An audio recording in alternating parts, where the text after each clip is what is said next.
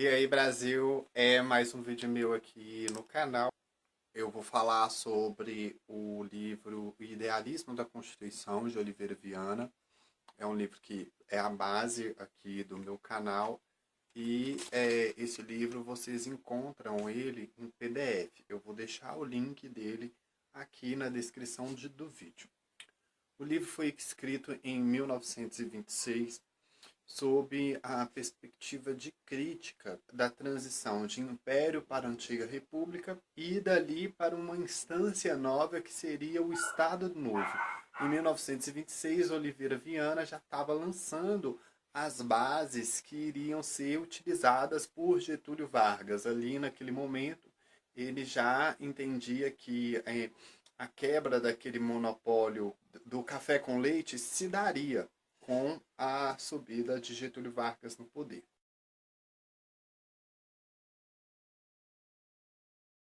E nesse livro, O Idealismo da Constituição, a crítica central dele é em relação à crítica da Carta de 1891, que seria a Carta da República. E ali, para ele, os valores que a Carta representavam estavam mortos, não existiam, porque como que numa circunstância onde que a democracia é sempre buscada, sempre alcançada, mas não se tinha uma coerência, vamos dizer assim, nacional para que representasse aquele todo, aquele movimento em relação à nova feitura da Carta.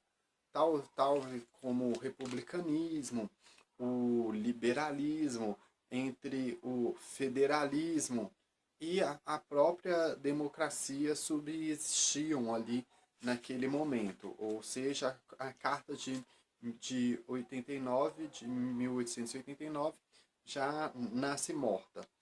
E por que ele falava isso? Porque não existia uma classe dentro da população brasileira que representasse aqueles valores ali que estavam sendo definidos pelaquela carta. Sendo que no Brasil uma mudança foi feita, uma mudança estrutural foi feita. Aí, com o fato da abolição quebrar um pilar da economia daquele momento, que era o escravagismo, os federalistas viram ali naquela oportunidade de golpe com a imperatriz de criar a república e estabelecer ali as bases do corporativismo, já que não tinha uma economia, vamos dizer, estruturada. Aí se usa a criação do Estado para ocupar os espaços deixados pelos cargos ali dentro da estrutura da república, a nível federal, a nível de capitania e a nível da cidade. E Oliveira Viana, ao perceber isso, ele determina ali que a população não estava preparada para receber aquela mudança drástica e naquilo ali ele fala que o idealismo da Constituição falha, porque eles utilizaram de um documento, né, para, como dizer, dar um golpe na população e criar um disfarce, que seria a Constituição de 1889. E que ela não representaria absolutamente nada de mudança. E o povo não tinha uma mentalidade para captar aquela nova situação que viria com a Constituição de 1889. Era um período extremamente complicado, onde corrupção e má gestão se misturavam, se confundiam, e com a Constituição de 89 isso acabou dando mais poderes para quem já estavam com interesse corporativo, né?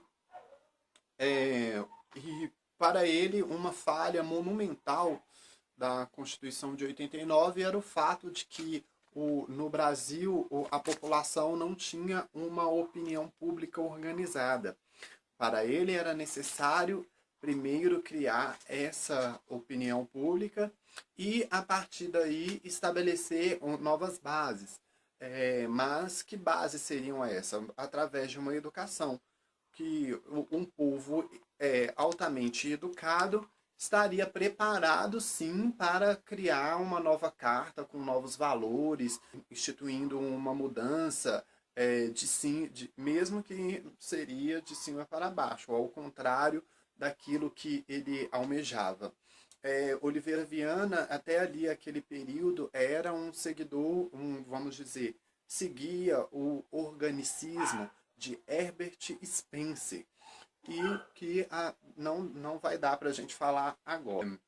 Ele sabia ali que a gente não tinha a mínima condição de fazer aquelas mudanças que estavam sendo pedidas pela carta, porque a gente tinha a mania, nós temos a mania de criar, de copiar as cartas de outros países sem avaliar as condições domésticas. Será que, por exemplo, para criar uma constituição como os Estados Unidos ou como a França, que é o sinônimo ali, será que a gente estava preparado para fazer aquilo ali?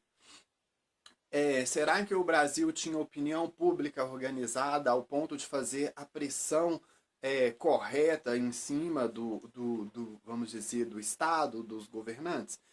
Oliveira Viana dizia que não. Ele ali num período de Brasil rural, completamente rural, a população não tinha mentalidade para pensar nisso. E Oliveira Viana, ele faz ali uma comparação com os ingleses, porque os ingleses, eles tinham todo um método, uma cultura política completamente diferente e até um pouco, assim, interessante pela época, porque os ingleses tinham uma opinião pública organizada e eles sabiam fazer pressão nos poderes, né, nos governantes. E para ele, essa participação massiva dos ingleses que faziam com que a Inglaterra caminhasse rumo ao interesse da própria população. Então, fala assim, poxa, então é isso que o Brasil precisa.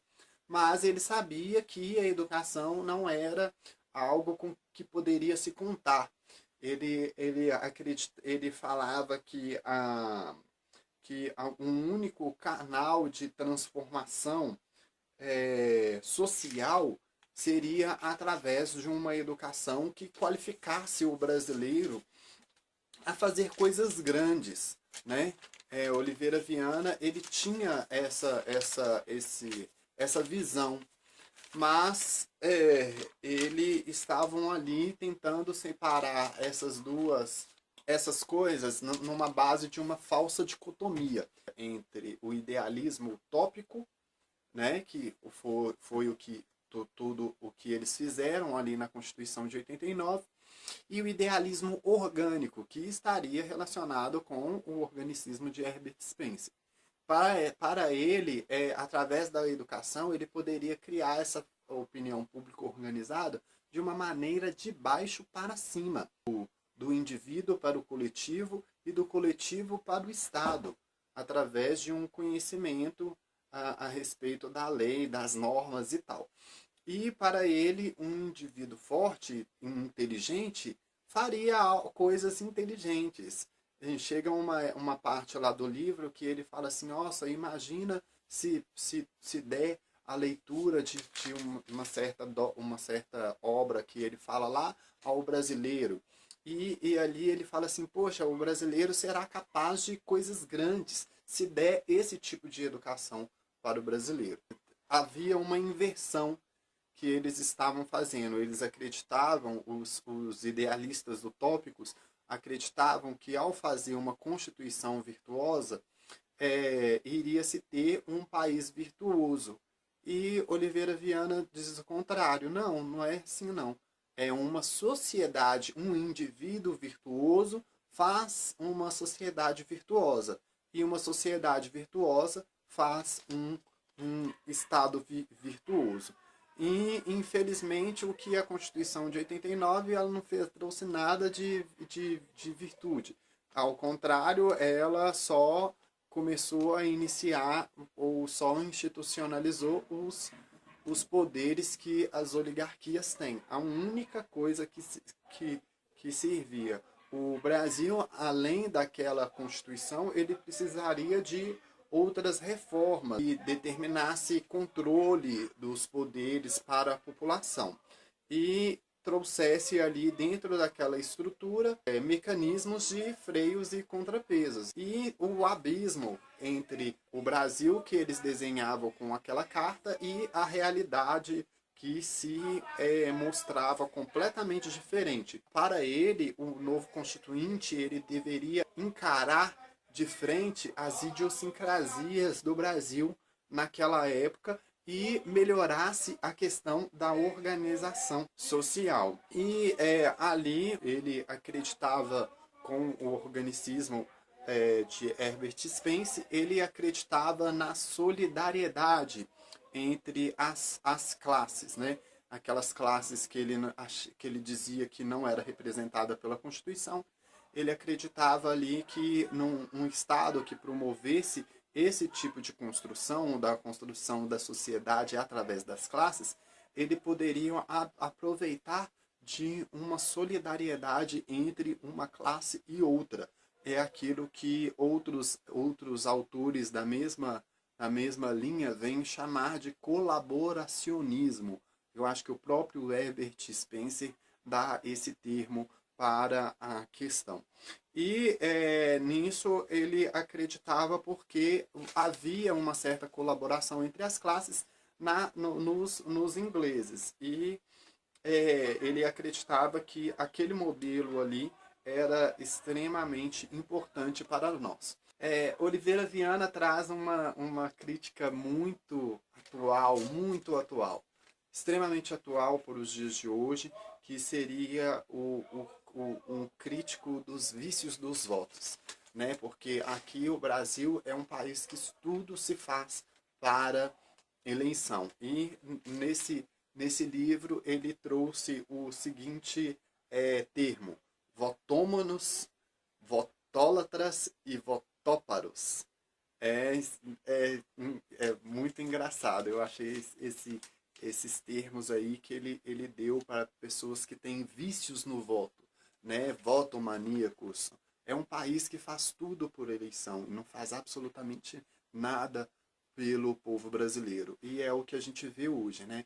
A gente aí em pleno 2018, com uma pós-recessão causada pela Dilma, a gente vê aí o Congresso aprovando uma pauta bomba, tudo isso por causa de um governo fraco do Michel Temer. E, na realidade, o Congresso só está pensando nas suas bases eleitorais, eles não estão pensando no Brasil.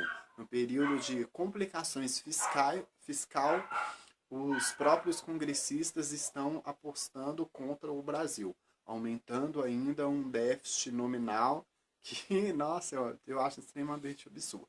Mas, para ficar por aqui e não estender demais, voltando ao assunto de Oliveira Viana, ele dá um exemplo muito simples do que seria uma opinião pública organizada. E ele cita, poxa, a abolição é uma opinião pública organizada. O movimento abolicionista é uma opinião pública organizada. Eles se organizaram publicamente e manifestaram, fizeram pressão, e ali ele fala que ali é a melhor conquista do Brasil em relação à construção da opinião pública organizada. Ele fala que a abolição é um exemplo muito importante disso. Ele fala de algo também muito interessante e está escrito em inglês, que fala pressure from without, que seria uma pressão que ninguém pode, que nenhum governante deveria ficar isento dela. O povo tem que fazer uma pressão no governante, e isso de maneira organizada. Terminando, Oliveira Viana ele diz que caberia a essas classes, como as classes econômicas, os empresários, o comércio, a agricultura, que naquele período tinha outro nome, brigar pelos seus interesses. E era isso, era para isso que a democracia para ele funcionava. Que com a organização das classes, as classes ajudariam a construir o Brasil. E eu acho que é muito pelo contrário. Agora, tocando a questão da educação, que para mim é o mais importante em o idealismo da Constituição, o próprio Oliveira Viana fala que não tem como você criar um indivíduo, um cidadão pleno sem a educação necessária, que faz jus para que ele realmente se torne um cidadão pleno. E é algo que eu vim a confirmar hoje, em um dos autores de hoje, é o professor Milton Santos. Ele fala, não existe cidadania sem educação. Eu não queria que esse vídeo se alongasse demais, mas não tem como. Afinal, eu estou falando de um grande nome, de uma grande obra. Eu fiz um resumo, assim, uma resenha muito por cima acerca do que se tratava ali no idealismo da Constituição. Eu recomendo que vocês façam essa leitura e tragam ela para o dia de hoje. Não pense, não leia essa obra com um pensamento lá em 1926. Não, traga para hoje, porque ela faz paralelos com o dia de hoje. E é por isso que eu acho extremamente importante essa obra chamada O Idealismo da Constituição. Esse é o vídeo de hoje, a gente fica por aqui. Eu encontro com vocês até mais no próximo vídeo. Até lá, Brasil.